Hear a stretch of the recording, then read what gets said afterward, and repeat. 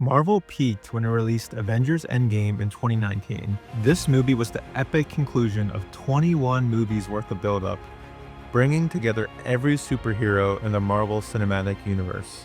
It went on to become not only the biggest Marvel movie of all time, but also the second biggest movie ever. But after Endgame, Marvel had a problem. It took 11 years of movies to reach the climax of Endgame.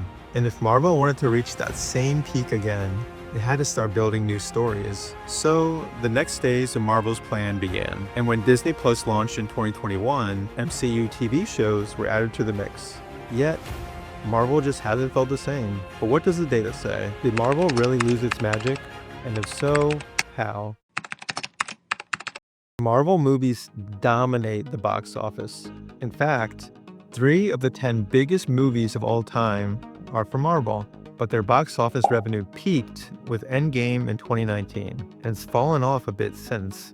But let's take a closer look at the data. The biggest Marvel movies before Endgame were the Avengers movies, which makes sense because these contained multiple heroes and bigger villains. And since these movies won't return until 2026, we'll remove them for now to make this a fair comparison. Now, the time before and after Endgame looks a lot closer, and the average box office revenue per movie is pretty similar now, which I didn't expect. After Endgame, there have actually been some pretty big wins recently for Marvel movies. Spider-Man: No Way Home became the 7th highest grossing movie of all time, and Deadpool & Wolverine became the highest grossing R-rated movie of all time, surpassing Joker.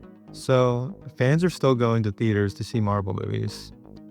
And they're also watching Marvel movies on Disney Plus. Marvel movies make up 6 out of the top 25 most watched movies on Disney Plus. But what about TV shows?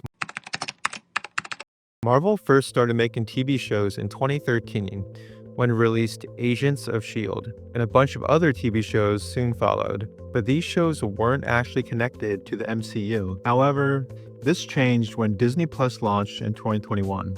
For the first time, shows like WandaVision, The Falcon and the Winter Soldier, and Loki featured heroes and plots that tied into the larger MCU. But how popular were these shows? Well, Marvel shows make up 4 out of the top 10 most watched seasons of TV on Disney Plus. And 2 Marvel shows are in the top 25 most watched season 1 shows across all streaming services. So they're pretty popular.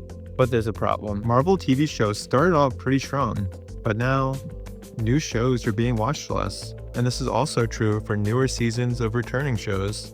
And we'll talk about the reason for this later. But first, some context. Even though Marvel TV shows are being watched less, they're still a big part of what people are watching on Disney Plus. In fact, Marvel content represents about 1/3 of total Disney Plus viewership in the last 3 years, and almost half of total viewership since Disney Plus launched. So we now know people are still watching Marvel movies and TV shows, but less than they were before. But why? I think there are 2 reasons for this. The first is audience reviews. Before I watch a new movie or TV show, I usually check the reviews first. Basically, if something has good reviews, I'll probably watch it. And if it doesn't, I probably won't. Now I know this sounds snobbish, but I just don't want to waste my time watching something bad if I could be watching something better.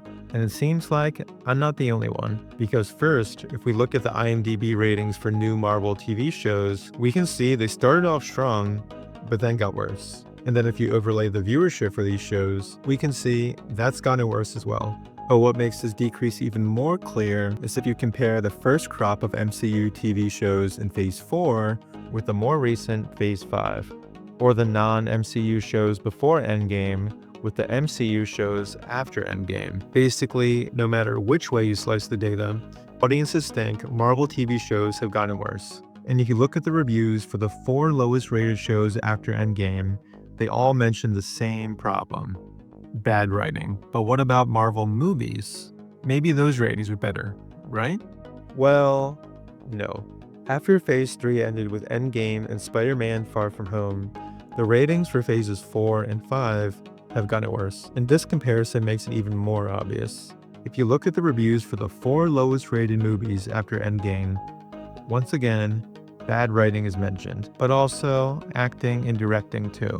So pretty much everything. So we now know audience reviews have gotten worse for both Marvel TV shows and movies. But why? Marvel did something that no other movie franchise had ever done before. Usually, a movie franchise will be made into a trilogy, and every once in a while, some elite franchises will get even more movies, like Star Wars and Harry Potter. But Marvel took this a step further.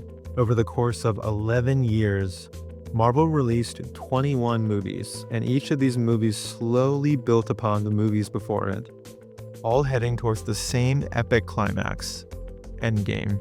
While there can sometimes be too much of a good thing, in this case, Marvel pulled it off. But then something happened. Disney Plus launched in 2021, and there was a spike in MCU content releases. What had been an average of 2 MCU content releases per year leading up to Endgame now became 7. That's because, for the first time, they began producing TV shows that were part of the MCU. Like I mentioned earlier, there had always been Marvel TV shows since 2013, but those never tied to the MCU. Meaning, you didn't have to watch them to understand what was going on in the MCU movies. Now you do. Because if you didn't watch The Falcon and the Winter Soldier, for example, you might not understand the context of the next Captain America movie. Basically, because there's now more content, viewers have more homework to do. How much more? Well, like I said, leading up to Endgame, there were 21 MCU movies. But in the last 5 years alone, there's already been more than that. And keep in mind, we're still 3 years away from the next Endgame equivalent. So by the time we finally get there, the build-up to get there will be twice the amount of Endgames. So basically, Marvel's problem after Endgame was they're focused on quantity over quality. So now what? Has Marvel lost their magic for good, or can they turn things around? The good news for Marvel fans is Disney knows they have a problem, and they have a plan to fix it. Their CEO, Bob Iger, recently announced that they'll start releasing fewer Marvel movies and TV shows each year. Why? To focus more on quality, which I think is a good idea. So the 9 Marvel content releases that were previously announced for 2025 either won't happen or will get pushed back.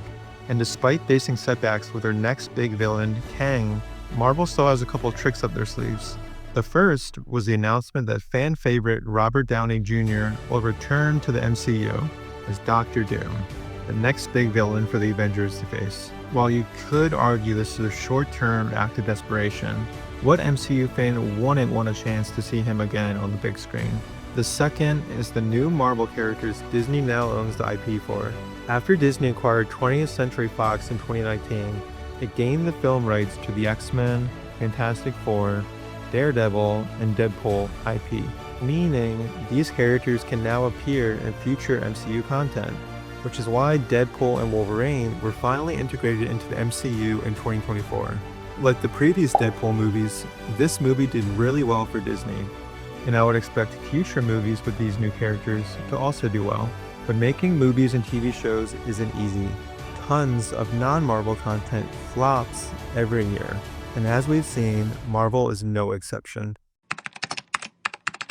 So to recap, the data doesn't exactly paint a pretty picture for Marvel right now. After Endgame, movie and TV show ratings decreased. New TV shows are being watched less, but box office revenue is still solid, if you ignore inflation. Will Marvel ever reach the peak of Endgame again? Personally, I'm doubtful, but I would love to be proved wrong. Because honestly, Infinity War and Endgame were probably the most memorable movie theater experiences I've ever had, and I can't wait to experience something like that again.